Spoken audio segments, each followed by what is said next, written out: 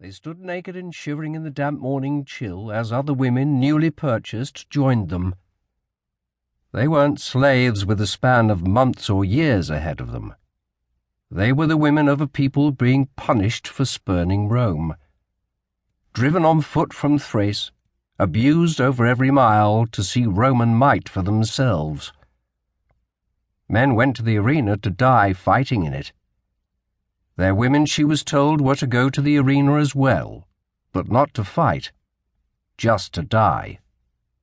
The morning of the day this was to happen, slavers roused them from the holding pen they had been housed in for several days.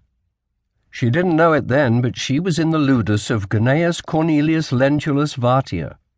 Encumbered by chains and stiff from so long sitting immobile, Sura stumbled on the uneven paving stones of the city's streets.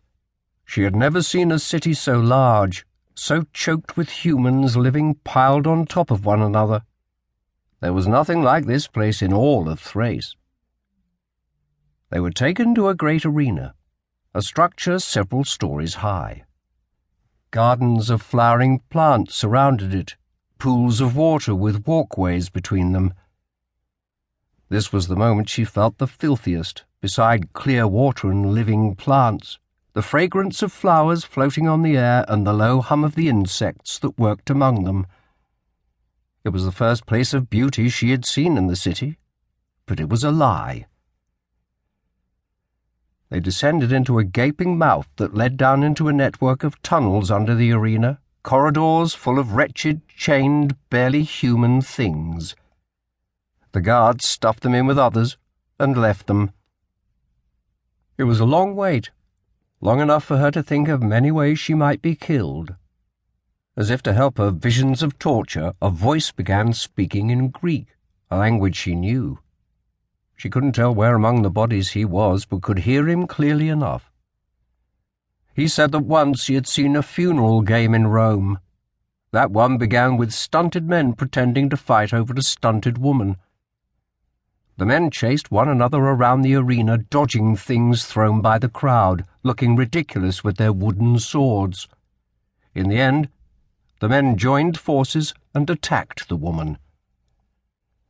"The crowd liked that," the voice said.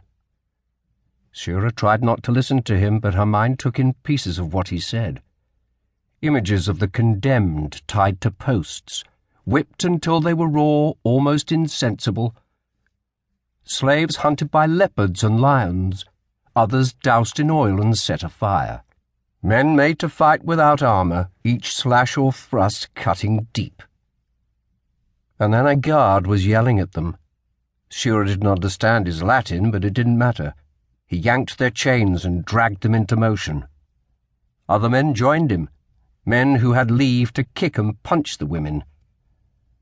They were shoved through the corridors, up a sloping ramp and through a series of gates. Animal scents assaulted her, making the hairs on her arms and back prickle. A beast, somewhere nearby, roared over and over again. She wondered if that would be the thing that killed her. They spilled out on the hot sand. Blinded by the sudden brightness, for a time she could see nothing. She could hear, though. Voices, shouts, applause. Eyes adjusting, the sight of so many people dizzied her. The bowl of the arena was an enormous mouth, and each of those heads was one of the creature's teeth. They were inside a monster. This was its maw. This was where it fed and where she was meant to die. Surely she would have, if not for Astera. Sura is on her knees with her sisters, blood on her palms, when she hears a voice. "The goddess heard you," it says. "Heard and answered." Epta starts. The voice is disembodied. In the blackness it seems to come from the air itself, but Sura knows it's just Astera arriving as she said she would.